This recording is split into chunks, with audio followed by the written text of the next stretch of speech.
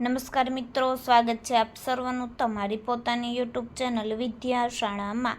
ધોરણ 6ના ગણિત વિષયના દ્વિતીય સત્રાંત પરીક્ષા 2025ના મોસ્ટ આઈએમપી પેપરનું સંપૂર્ણ સોલ્યુશન આપણે આ વિડીયોની અંદર જોશું. વિદ્યાર્થી મિત્રો, ધોરણ 6ના દરેક વિષયના આઈએમપી પ્રશ્નપત્રના વિડીયો અને પીડીએફ માટેની લિંક નીચે ડિસ્ક્રિપ્શન બોક્સની અંદર આપેલ છે, તો જરૂરથી તેમનો અભ્યાસ કરી લેજો.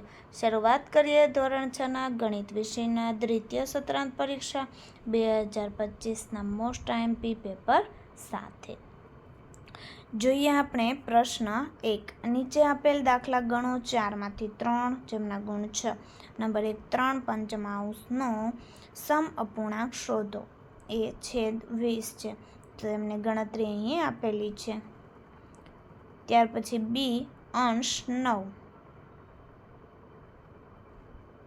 ત્યાર પછી સી અંશ 30. તેમની પણ ગણતરી અહીં આપેલ છે. ત્યાર પછી છે ડીમાં અંશ 27.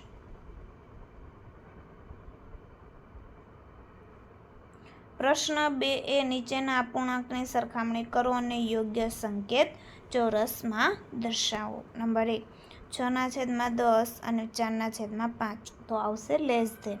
Number 2, 3/5, 6/5, less than.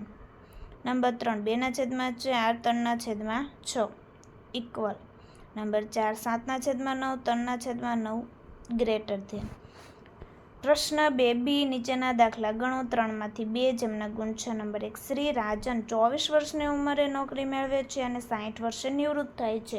તે નિવૃત્ત થયા ત્યાં સુધીના તેના નોકરી કાળને અપૂર્ણાંક સ્વરૂપે કઈ રીતે દર્શાવી શકાય? તો તેમનો પણ જવાબ એટલે કે ગણતરી આપેલ છે. નંબર 2, 1 કપનો 1/3 ભાગ દૂધથી ભરેલો છે. કપને પૂરેપૂરો ભરવા માટે હજુ તેના કેટલા ભાગમાં દૂધ ભરી શકાય? 2/3. નંબર 3, સુનિલ સોમવારે 12.1 લીટર જ્યુસ ખરીદે છે અને મંગળવારે 14.3 લીટર જ્યુસ ખરીદે છે. તો આ દિવસ દરમિયાન કુલ કેટલા લીટર જ્યુસ ખરીદે છે? તો બંનેની ગણતરી કરી અને અહીં જવાબ આપણને આપેલો છે. વિદ્યાર્થી મિત્રો, ધોરણ 3થી 8ની દ્વિતીય સત્રાંત પરીક્ષા 2025 માટે ખાસ ઉપયોગી મોસ્ટ આઈએમપી બ્લુપ્રિન્ટ મુજબ પ્રશ્નપત્ર, અસાઇનમેન્ટ, બ્રાન્ડિંગ અને ફોન કોલ પણ કરી શકો છો. અહીં તમને નંબર આપેલો છે તેમાં. પ્રશ્ન 3 એ કઈ સંખ્યા મોટી છે જેમના ગુણ 4? 0.07 કે 0.02, બી 3 કે 0.8, સી 3 કે 0.8,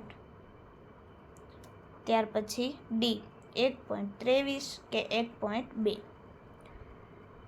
પ્રશ્ન 3 બી દશાંશનો ઉપયોગ કરી નીચેના પ્રશ્નોના જવાબ આપો જેમના ગુણ છે 4. નંબર 1, દશાંશનો ઉપયોગ કરી રૂપિયા સ્વરૂપે દર્શાવો. નંબર 1 એટલે એ 5 પૈસા, તો આવશે 0.05 રૂપિયા. નંબર 2, દશાંશનો ઉપયોગ કરી મીટર સ્વરૂપે દર્શાવો 15 સેમીને, તો 0.15 મીટર. નંબર 3, દશાંશનો ઉપયોગ કરી સેમી સ્વરૂપે દર્શાવો 5 મીમી, તો કે 0.5 સેમી. નંબર 4, દશાંશનો ઉપયોગ કરી કિમી સ્વરૂપે દર્શાવો તો 8 મીટર, તો 0.008 કિમી. પ્રશ્ન 4 નીચેના દાખલા ગણો જેમના ગુણ છે 12.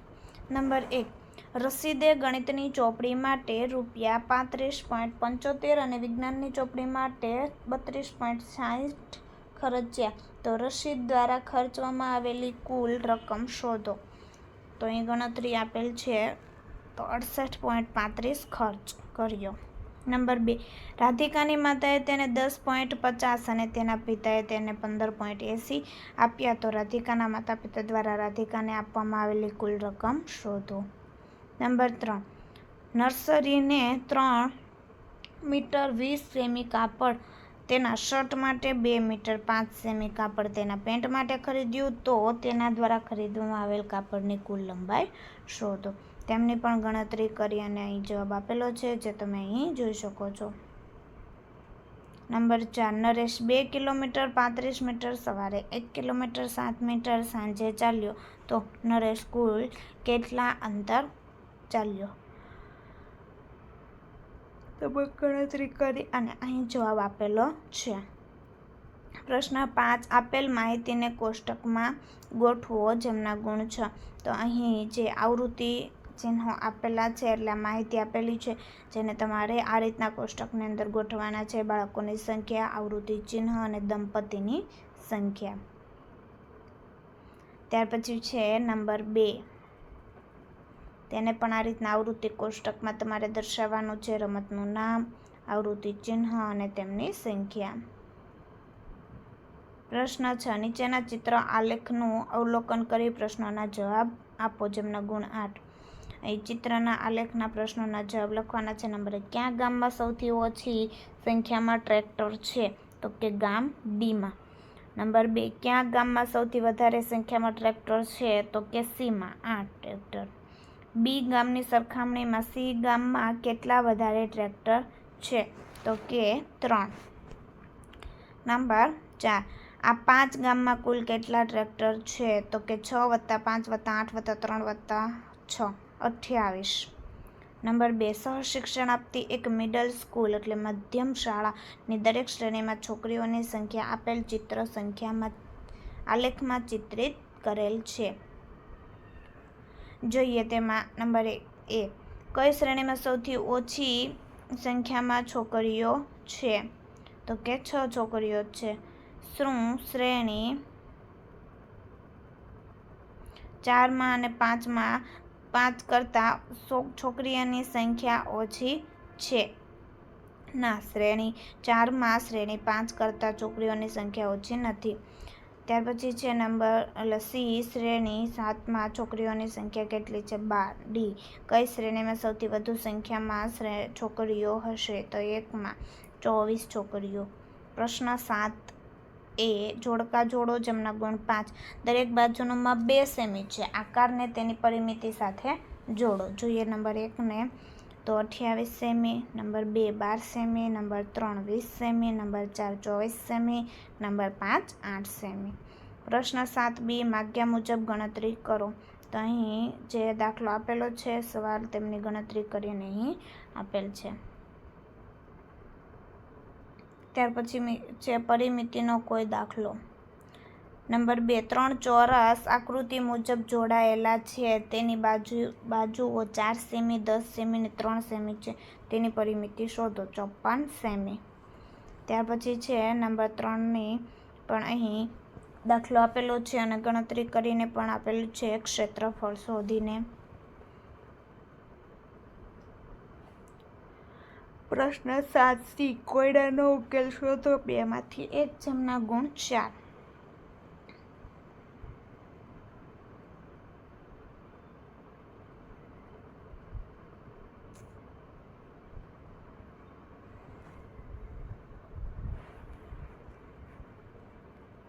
ત્યાર પછી છે નંબર 2,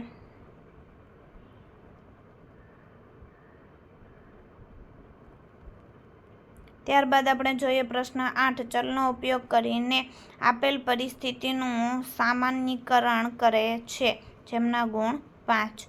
તો નીચેની મેચસ્ટિક પેટર્ન બનાવવા માટે કેટલી દિવાસળીની જરૂર પડશે? તેનો નિયમ શોધો. નિયમ લખવા ચલનો ઉપયોગ કરો.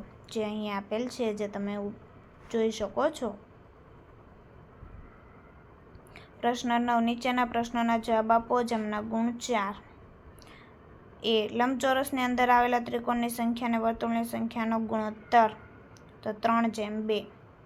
બી, લંબચોરસની અંદર આવેલા ચોરસની સંખ્યા અને કુલ આકારની સંખ્યાનો ગુણોત્તર 2:7. સી, લંબચોરસની અંદર આવેલા વર્તુળની સંખ્યા અને કુલ આકારની સંખ્યાનો ગુણોત્તર 2:7. ડી, લંબચોરસની અંદર આવેલ વર્તુળની સંખ્યા અને ચોરસની સંખ્યાનો ગુણોત્તર 2:2. પ્રશ્ન 9 માગ્યા મુજબ ગણતરી કરો. અહીં જોઈએ પેલો દાખલો અહીં આપેલ છે. 7 મીટર કાપડની કિંમત 294 રૂપિયા છે. તો 5 મીટર કાપડની કિંમત કેટલી હશે? તો તેમની ગણતરી અહીં આપેલ છે, તો 210. નંબર 2, એકતા 10 દિવસમાં 1500 કમાય છે તે 30 દિવસમાં કેટલા રૂપિયા કમાશે? 4500. નંબર 3, છેલ્લા 3 દિવસમાં 276 મીમી વરસાદ પડ્યો તો આખા અઠવાડિયા દરમિયાન કેટલો વરસાદ પડ્યો હશે? તો તેમની પણ ગણતરી અહીં આપેલ છે, 644 મીમી. વિદ્યાર્થી મિત્રો, ફરી આપણે મળીશું બીજા પ્રશ્નપત્રના સંપૂર્ણ સોલ્યુશન સાથે. આ વિડીયોની લિંક તમે તમારા મિત્રો દોસ્તોને જરૂરથી શેર કરજો, જેથી તે લોકોને આ સોલ્યુશનનો લાભ મળી રહે.